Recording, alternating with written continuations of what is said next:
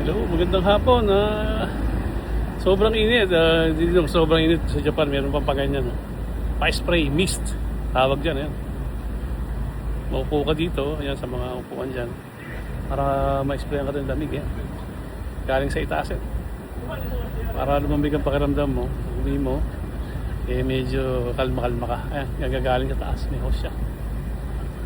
So, kung in Japan, sana sa Pilipinas may ganito rin, ano? Grabe, oh. Ganda. Malamig, ano. May mist talaga. Ini-spray sa katawan. Sarap.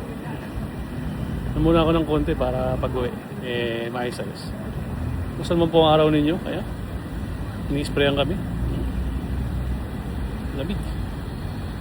Sarap dito. Kalma. Yan.